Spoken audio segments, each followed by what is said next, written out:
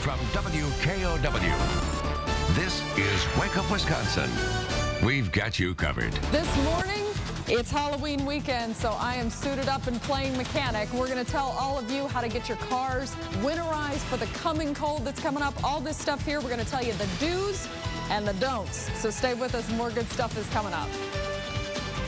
Well, fall is here. That means winter is not far behind. So it's time to think about winterizing your car again.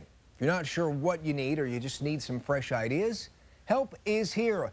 Alicia is live out at Smart Motors this morning. She didn't just quit halfway through the show. Alicia, you've got examples of what we do need and what we don't need, right? Yes, I do, John. Quitting. There is no quitting here. There's no I in team, right? This morning we're out at Smart Motors and we are talking about winterizing your cars. I am joined this morning by Service Manager Jim Moore. Jim, thank you so much for joining us. Certainly. Okay, the first thing, for anybody who doesn't know, and I'm pretty sure everybody does, but what is winterizing your car and how do you get started? Well, winterizing, really, if you do the scheduled maintenance that your shop, that the dealership that you go to tells you to do, if you do that, everything that's recommended, there really isn't anything special otherwise that you would really have to do to winterize your car. But a lot of people are do-it-yourselfers, and let's face it, with the economy as it is, more and more people are do-it-yourselfers. So some of the things that that you want to be aware of, windshield wipers are going to be your key to visibility. Okay. Wipers sometimes are cracked, sometimes these are not as bad, but sometimes you'll see them actually starting to fray off. But that is something you want to get replaced about twice a year after a summer Twice a year on bugs, these. after a winter scraping ice.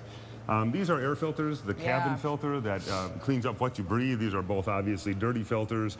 A new one, this is the engine air filter, should look more like the cleanest white that you see on this filter. These were both to the point where they certainly needed to be replaced. All right.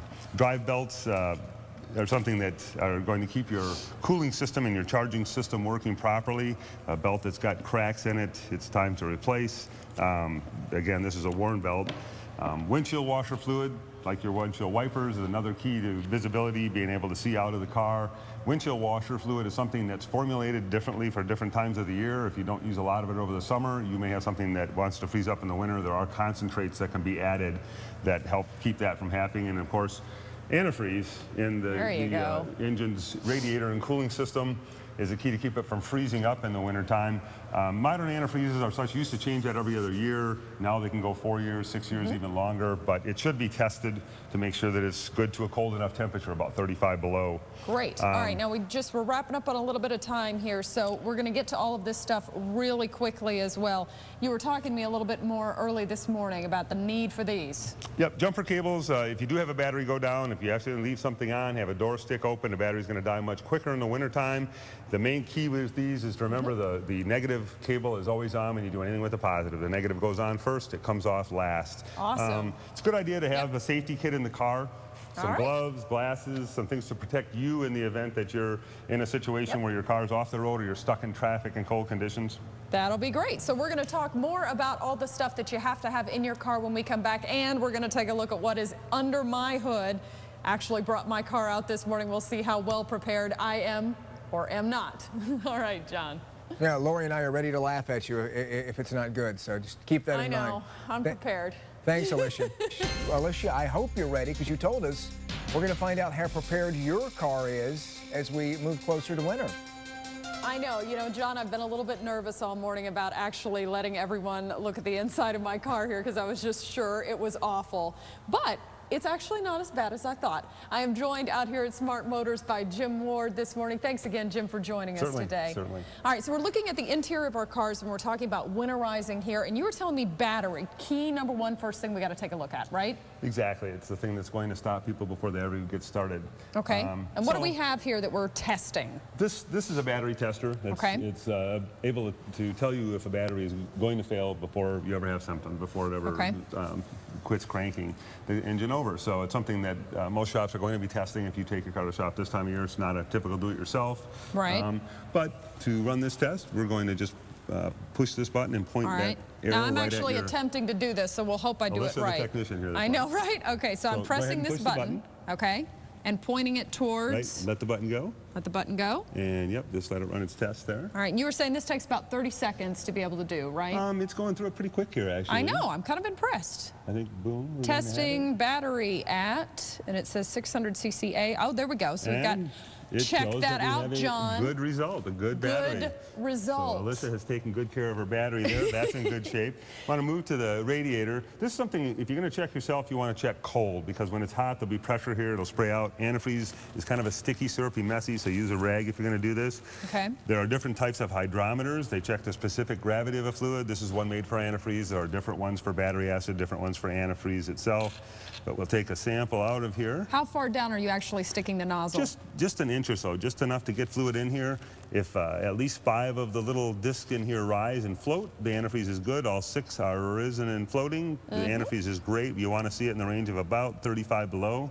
This is testing in the range of 34 to 37. That's perfect. Ah, so I'm 2 for 2 so far. So this is great. You didn't cheat. I want you to tell everybody. You didn't change anything. We did not change anything. This is a condition this car came into us as.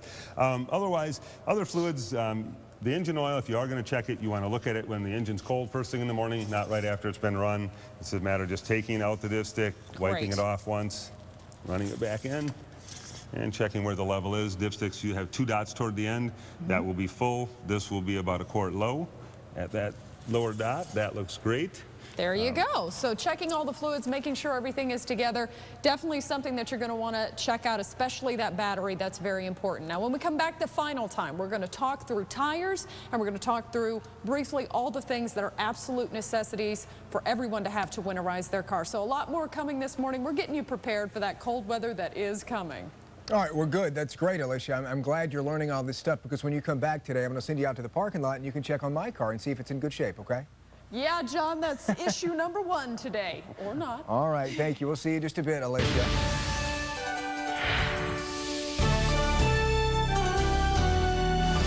Welcome back. All morning long, we've been talking about winterizing your cars. Alicia joins us one last time this morning from Smart Motors, where she's been working hard and learning a lot today.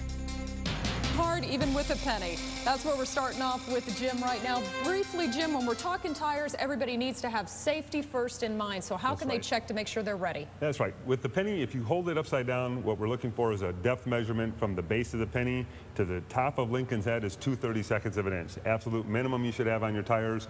For Wisconsin winter driving, snow, rain, wet conditions, you really want something more like 4/32 of an inch from the upside down penny. That's more like to Lincoln's hairline at his forehead. So you want to look for that in your tire tread depths. Right in there, in between is what you need to check. All right, now the absolute must-haves very quickly that people have to have for this winter. You want to have some kind of an emergency kit. The most important thing in it may be your cell phone. Make sure that you've got something that's charged, that you can contact the outside world if you get off the road or in a situation that you need help. Many emergency kits will contain elements of a survival wrap, a poncho, some kind of emergency water catch, batteries for your flashlight that you definitely want to have in there. There's different types of elements, a shovel, some kitty litter are some things some people will put in, a pair of boots to keep your feet warm if you have extra boots. Most survival kits are going to have at least these elements, and these are really the critical things that you need in your car. Awesome. Well, Jim, thank you so much for joining us out here today. We've had a lot of great information. Of course, if you have any questions, you can always give them a call over here at Smart Motors. We'll have all this stuff on our website as well for kind of a review for everybody. And John, I got to say it, I feel a little bit more educated and pretty good about my car's condition. Yeah, and you look great dressed up as a mechanic for Halloween, too. It's true. I'm ready to go. It even has my name. Check it out. Oh, look at that. I'm jealous I didn't get to go now. Thank you, Alicia.